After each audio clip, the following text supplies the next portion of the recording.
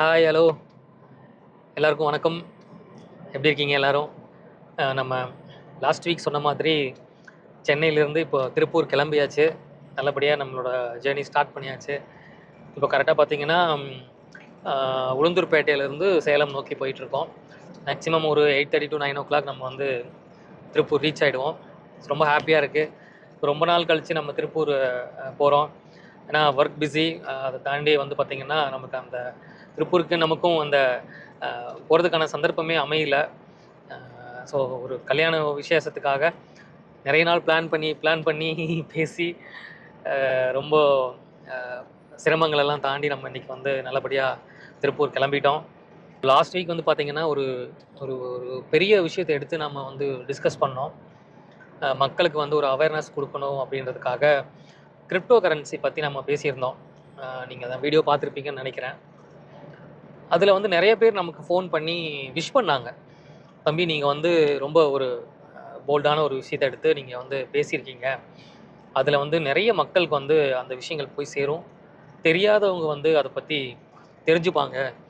புதுசா அந்த பிசினஸ்க்குள்ள வரணும்னு நெனைக்கிறவங்க வந்து இந்த வீடியோ பார்த்தாங்கன்னா, கண்டிப்பா வந்து ஒன்ஸ் என்ன நடக்குதுன்றதையாவது வந்து அவங்க செக் பண்ணுவாங்க. அது ரொம்ப ரொம்ப பாராட்டப்பட வேண்டிய விஷயம்." அப்படின்னு சொல்லி, எனக்கு அந்த திருப்பூர் சரவுண்டிங்கில, கணக்கம்பாளையம் சரவுண்டிங்கில இருக்கிற நெறைய ஒரு ஒரு ஒரு நாலேட்ஜான ஆட்கள் எனக்கு கூப்பிட்டு விஷ் பண்ணாங்க. அதே மாதிரி இந்த விஷயங்கள் எந்த அளவுக்கு தவறான ஒரு கண்ணோட்டத்தில, தவறான மக்கள் மூலியமா கஷ்டப்படுறவங்ககிட்ட போய் சேர்ந்துட்டுருக்கு. இத எப்படி தடுக்கணும்னு யோசிச்சுட்டு இருந்தப்ப தான், நீங்க இந்த மாரி ஒரு விஷயத்த நீங்க குடுத்துருக்கீங்க. அதனால வந்து தொடர்ந்து இது மாரி அ நீங்க வந்து வீடியோ போடுங்க. நெறைய பேத்துக்கு இது போய் சேரணும்னு சொல்லி என்ன விஷ் பண்ணாங்க. அந்த நல்ல உள்ளங்களுக்கு நான் இந்த நேரத்தில என்னோட மனசார நான் நன்றி சொல்லிக்கிறேன். ஏன்னா ஒரு விஷயங்கள்ல யாராவது ஒருத்தவங்க செய்றாங்கன்னா, அத தப்பு சொல்றதுக்கு தான் நெறைய பேர் வருவாங்க. பட் பாராட்டுறதுக்கு ரொம்ப சொச்சமான ஆட்கள் தான் வருவாங்க. லாஸ்ட் வீக் வந்து நம்ம அந்த விஷயத்த பத்தி பேசியிருந்தப்போ, நெறைய பேத்துக்கு கூப்பிட்டு விஷ் பண்ணாங்க. ஒரு சில பேர் மட்டும் தான் கிரிப்டோ கரன்சினா வந்து பார்த்தீங்கன்னா, நல்ல விஷயங்களும் இருக்கு. அதெல்லாம் நீங்க வந்து நீங்க சொல்லல. நீங்க கெட்ட விஷயத்த மட்டும் தான் சொல்றீங்க அப்படின்னு சொல்லிட்டு சொல்லியிருந்தாங்க. ஆமா, எனக்கு தெரியும். அதுல ஒரு சில விஷயங்கள் நல்ல விஷயங்களும் இருக்கு அப்படின்னு. பட் என்னன்னா, அது எல்லாமே ரொம்ப படிச்சவங்க, அதையவே ஒரு வேலையா எடுத்து செய்றவங்களுக்கு மட்டும் தான், அது ஒரு நல்ல விஷயமா இருக்கும். இப்போ வந்து பார்த்தீங்கன்னா, ஒரு சாதாரண மக்கள், திருப்பூர பொறுத்தவரைக்கும் எடுத்துக்கோங்களேன். ஒரு கூலி வேலைக்கு போறாங்க. எல்லாருமே ஒரு டெய்லர் வேலைக்கு போறாங்க. கட்டிங் மாஸ்டரா இருக்காங்க. ஒரு கைமடியா இருக்காங்க. இல்லன்னா வந்து பார்த்தீங்கன்னா, ஒரு கம்பெனி சின்னதா வச்சு ரன் பண்ணுவாங்க. ஜாப் ஒர்க் எடுத்து செய்வாங்க. சொந்த ஒர்க் எடுத்து செய்வாங்க.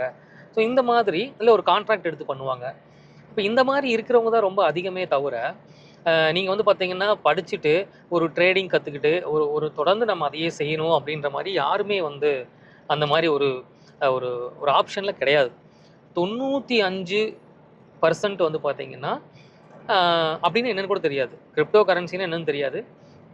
ஒரு 5% பேருக்கு வந்து பார்த்தீங்கன்னா, இந்த மாரி ஒரு ட்ரேடிங் மூலியமா நம்ம கொஞ்சம் காசு பணம் சம்பாரிக்கலாம் அப்படின்றது தெரியும். பட் இப்ப என்னன்னா, நம்மகிட்ட வந்து பிசினஸ் சொல்ல வரவங்க, இந்த கிரிப்டோ கரன்சி பத்தி சொல்ல வரவங்க எல்லாருமே, இதோட ஃபுல் நாலேட்ஜ் நமக்கு குடுக்குறதில்ல. இவ்வளோ பைசா போடுங்க, இவ்வளோ பைசா நம்ம எடுக்கலாம். இத்தன மாசம் ஸ்கீமு, இதுக்கு இவ்வளோ இன்ட்ரெஸ்ட் குடுக்குறாங்க. இந்த இன்ட்ரெஸ்ட் எங்கெங்கலாம் இருந்து வருது அப்படின்ற மாரி நமக்கு ஒரு பேசிக் நாலேட்ஜ் தான் குடுத்துடுறாங்க. அப்போ நாம வந்து என்ன பண்ணிர்றோம், சரி தெரிஞ்சவங்க சொல்றாங்க, நண்பர் சொல்றாரு, ஃப்ரெண்டு சொல்றாங்க, சொந்தக்காரங்க சொல்றாங்க. இந்த மாதிரி ஸோ நம்ம இத சுத்தியே நம்ம வந்து இருந்துடுறோமே தவிர, இதோட நாலேட்ஜ் நம்ம என்னன்றது கத்துக்கிறது இல்ல. நாம இன்னைக்கு எத பத்தி பார்க்க போறோம்னா, நம்மளோட இதோட ப்ளஸ்ஸையும் பார்க்கலாம், மைனஸையும் பார்க்கலாம். ஸோ ப்ளஸ்ன்னு சொல்லப்போனா, ஒரு 99.9% மைனஸ் தான். ஒரு 1% வந்து ப்ளஸ் இருக்கு. அந்த 1% ப்ளஸ்ன்றதையும் நான் உங்களுக்கு சொல்றேன். அது உங்களுக்கு தேவையா? தேவையில்லையா? வேணுமா? வேண்டாமான்றத நீங்க லாஸ்ட்ல முடிவு பண்ணிக்கலாம். இப்ப இந்த மைனஸ் என்னன்றதுன்னா, ஸோ நம்மகிட்ட உங்ககிட்ட இன்கேஸ் நீங்க இந்த பிசினஸ கேட்டிருந்திருக்கலாம். இந்த பிசினஸ் பண்றவங்களா இருக்கலாம். இல்ல இந்த மாரி ஒரு யாரோ ஒருத்தர பண்ணி கேள்விப்பட்டிருக்கலாம். அப்ப நம்மகிட்ட சொல்றது எல்லாமே வந்து பார்த்தீங்கன்னா, ஒரு 5 to 10% தான் சொல்லுவாங்க. அதுலயுமே வந்து பேசிக்கான விஷயத்த மட்டும் தான் நம்மகிட்ட சொல்லுவாங்க. எப்படின்னா, "இவ்வளோ பணம் போடுங்க. இவ்வளோ பணம் உங்களுக்கு ரிட்டர்ன்ஸ் கிடைக்கும். இத்தன மாசத்துல கிடைக்கும். இத்தன லட்சங்கள் போடுங்க. இந்த மாரி ஸ்கீம் இருக்குன்னு" சொல்லிட்டு. ஸோ கிரிப்டோ கரன்சி பிசினஸ்னாலே நாம என்ன முதல்ல ஒரு பெரிய விஷயமா பார்க்கணும்னா, இந்த பணம் போட்டு பணம் எடுக்கிற விஷயம் கிடையாதுங்க. நீங்க உதாரணத்துக்கு உங்க நண்பர் யாரோ ஒருத்தர் வந்து உங்களுக்கு பிசினஸ் குடுப்பாங்க. பிஸ்னஸ் சொல்லுவாங்க. அப்போ அந்த மாதிரி ஒரு பிஸ்னஸ் சொல்ல வராங்கனாலே நீங்கள் பணத்தை கொடுப்பீங்க, ஆனால் அந்த பணம் டாலராக மாறும். அவங்க டாலராக மாற்றி டாலராக தான் இன்வெஸ்ட் பண்ணுவாங்க. அப்போது அந்த பணத்தோட இன்கம் வந்து பார்த்தீங்கன்னா டாலராக தான் வரும். அதை தான் நம்ம ஐஎன்ஆராக மாற்றணும். அப்போது நீங்கள் பணத்தை போடுங்க, பணம் வரும்ன்றது மட்டும்தான் வந்து பார்த்தீங்கன்னா நமக்கு பிஸ்னஸ் கொடுக்குறவங்க சொல்லுவாங்களே தவிர, நீங்கள் டாலராக இன்வெஸ்ட் பண்ணணும், ரிட்டர்ன் டாலராக தான் எடுக்கணும், அந்த டாலரை எப்படி ஐஎன்ஆராக மாற்றணும், இது எதுவுமே நம்மக்கிட்ட சொல்ல மாட்டாங்க. நாமளும் அதோட நாலேஜை ஃபுல்லாக தெரிஞ்சுக்க மாட்டோம்.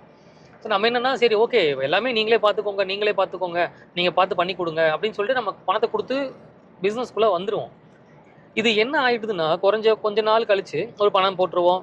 ஒரு 10 நாள், ஒரு மாதம் கழிச்சு நமக்கு ஒரு இன்கம் நம்ம எடுக்கணும்னு நினைக்கும் போது, அப்போது என்ன பண்ணுவோம், நமக்கு அந்த சம்திங் ஏதோ ஒரு கான்ட்ராக்ட் பேஸில் போயிருப்போம், இல்லை ஒரு காயின் பேஸில் போயிருப்போம். அந்த மாதிரி போகும்போது நமக்கு ஒரு காயின்ஸோ இல்லை ஏதோ ஒரு சேர்ந்துருக்கும். அப்போ அந்த காயின் எடுத்துகிட்டு கொண்டு போய் அவங்ககிட்ட சேர்த்து விட்டு அவங்ககிட்ட கொடுத்து, இது எனக்கு பணமாக திருப்பி கொடுங்க அப்படின்னு கேட்கும்போது, முதல் வாரமோ இல்லை 2வது வாரமோ கொடுக்கறதுக்கு வாய்ப்பு இருக்குது. தொடர்ந்து நீங்கள் அடுத்தடுத்து 3வது வாரம் மாத கணக்கில் போகும்போது என்ன ஆகிடும்னா, இந்த மாதிரி ஒரு எக்ஸ்சேஞ்ச் இருக்குது, இந்த எக்ஸ்சேஞ்சில் நீங்களே போட்டு நீங்களே பணத்தை வந்து நீங்கள் ஐஎன்ஆராக, அதாவது இந்தியா காசாக நீங்கள் மாற்றிக்கலாம் அப்படின்னு சொல்லுவாங்க. ஸோ பிஸ்னஸ் எடுக்கும்போது என்ன சொல்லுவாங்க, நாங்களாச்சு நீங்கள் பணத்தை மட்டும் கொடுங்க, ரிட்டர்ன்ஸ் நான் பணத்தை போய் கொடுத்துறேன்னு சொல்லுவாங்க. 2வது வந்து பார்த்தீங்கன்னா கொஞ்ச நாள் கழிச்சு நமக்கு ஒரு பணம் தேவைப்படுது. இப்போ உங்களை மாதிரி என்ன மாதிரியே நிறைய பேர் பணம் தேவைப்படுதுன்னு சொல்லி அவங்ககிட்ட கேட்டிருப்பாங்க இல்லையா? அப்போது ஒருத்தர் 2 பேர் கேட்டாங்கன்னா அவங்க சமாளிச்சிருவாங்க. 10 பேர், 100 பேர், 1000 பேர் எனக்கு பணம் கொடுங்கன்னு கேட்கும்போது அப்படியே என்ன சொல்லுவாங்கன்னா, நான் உங்களுக்கு இன்னொரு விஷயம் சொல்லித்தரேன், இது நீங்கள் லைஃப் லாங் நீங்கள் வந்து ஃபாலோ பண்ணலாம்.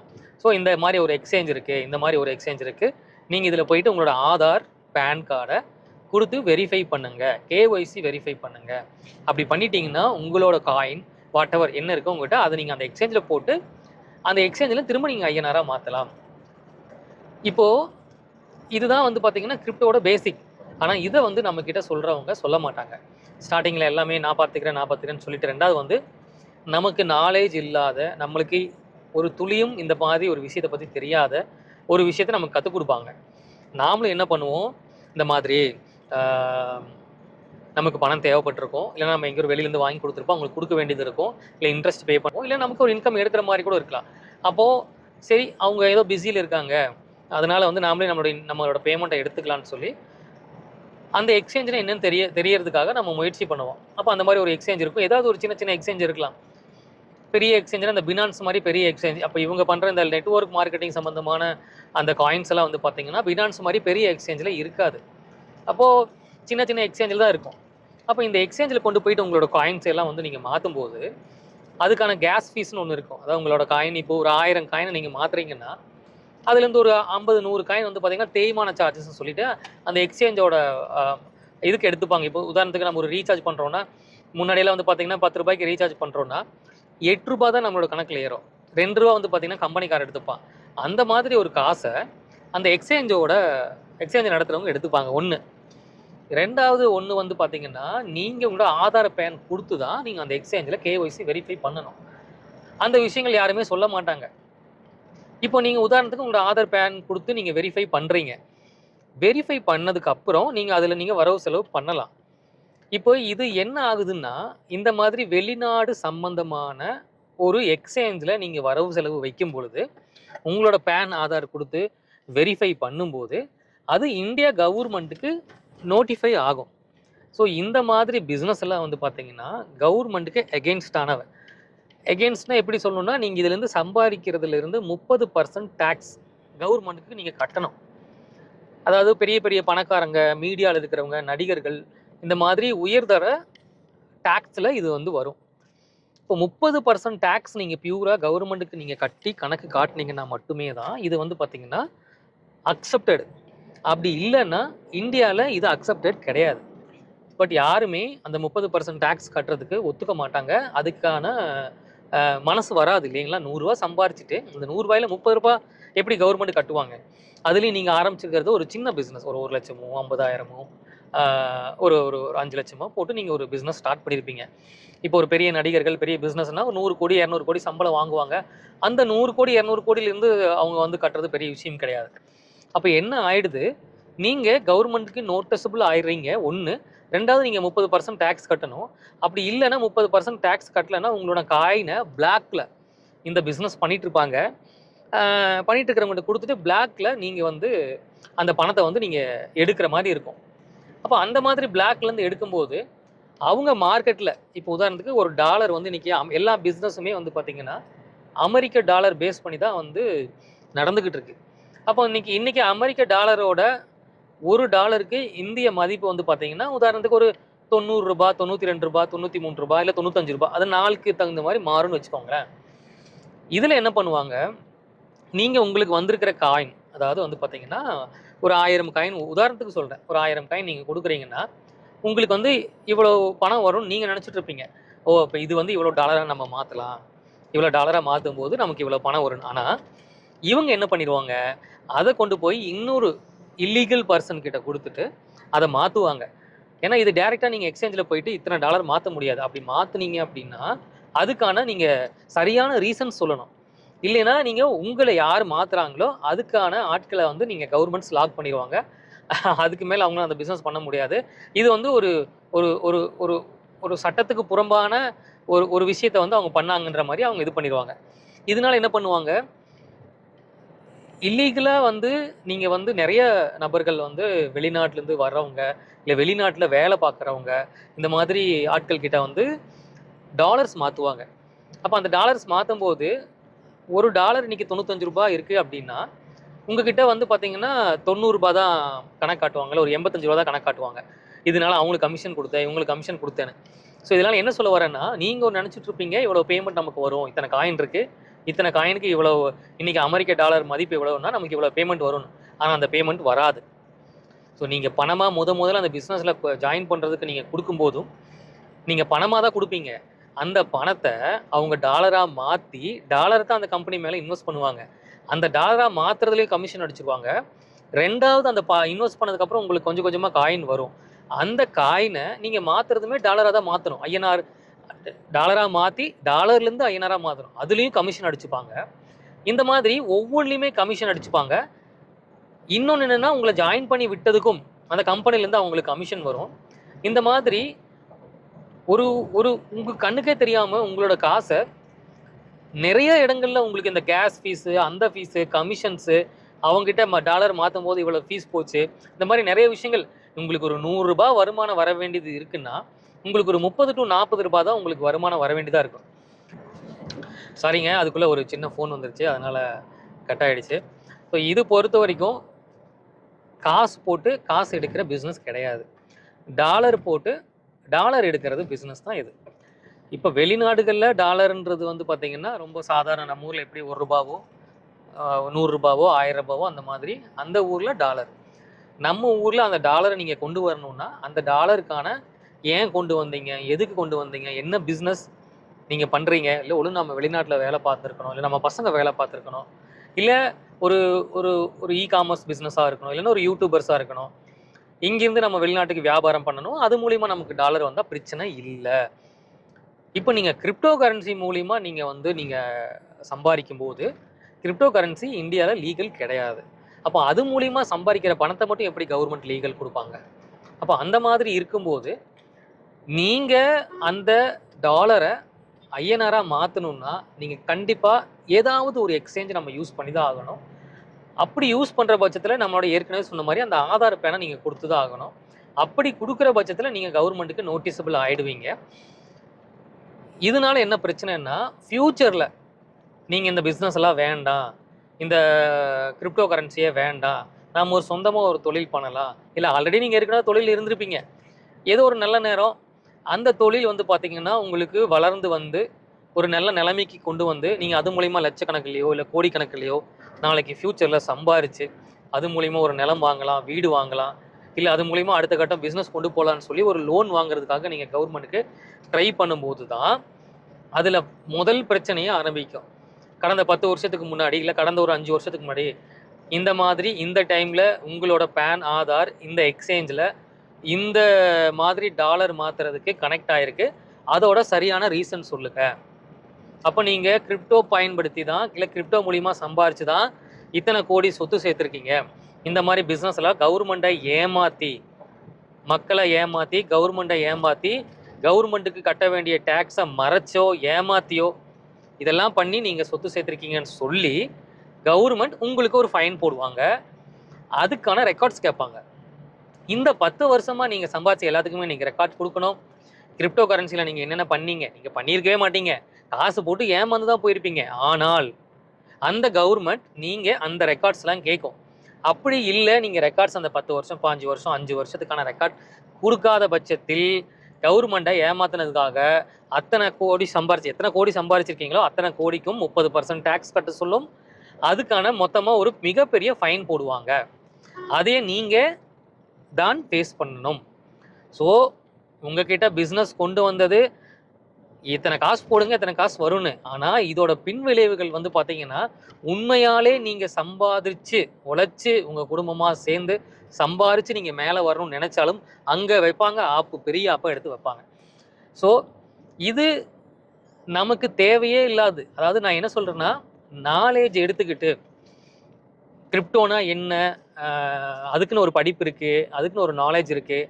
நான் சொன்னேன் இல்லைங்களா முன்னாடி 99.9% மைனஸ், அந்த 1% வந்து ப்ளஸ் இருக்குன்னு சொல்கிறது என்ன எதுக்காகனா, அந்த 1% வந்து பார்த்தீங்கன்னா ட்ரேடிங் கற்றுப்பாங்க. இந்த வயசு பசங்க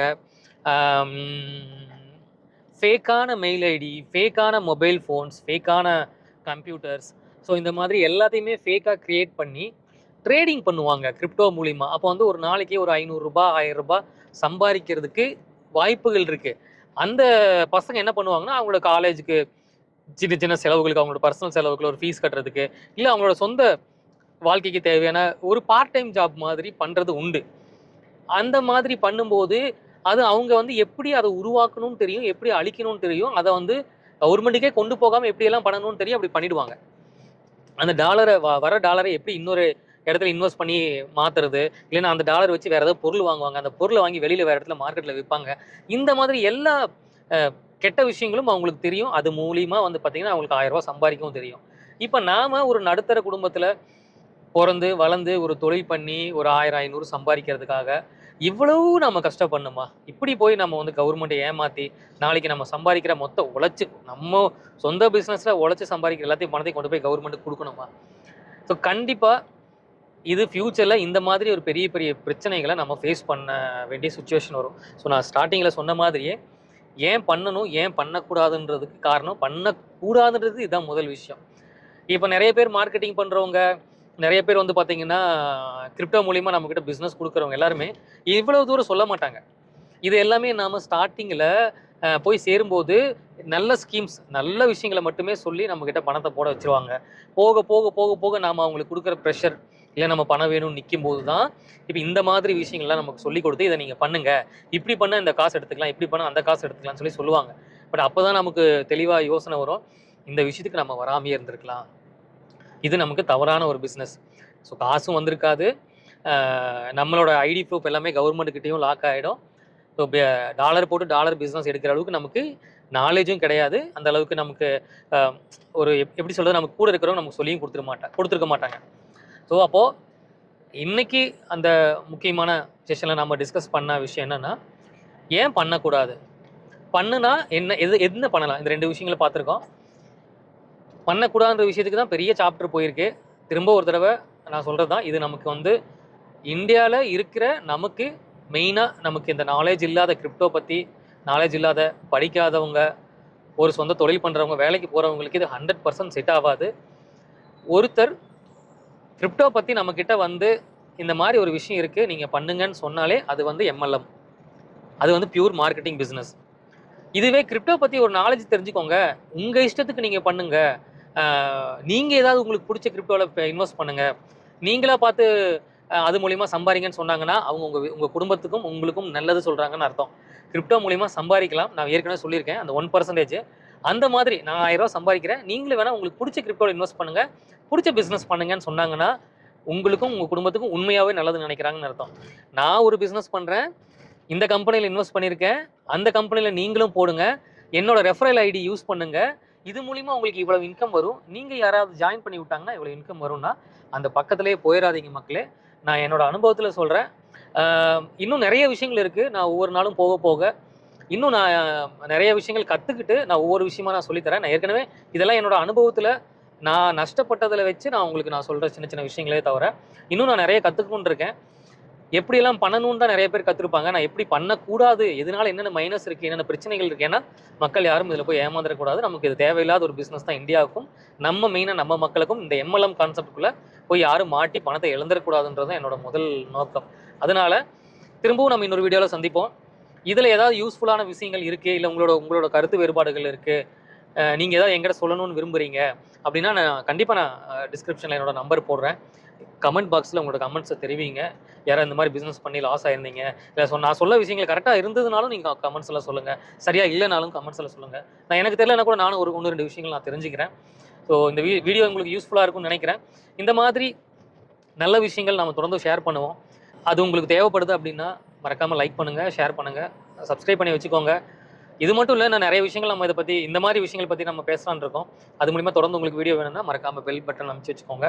தொடர்ந்து உங்களுக்கு நோட்டிஃபிகேஷன் வரும். கண்டிப்பாக அடுத்த வீடியோவில் சந்திப்போம். திருப்பூரில் சந்திப்போம். டாடா, பாய்.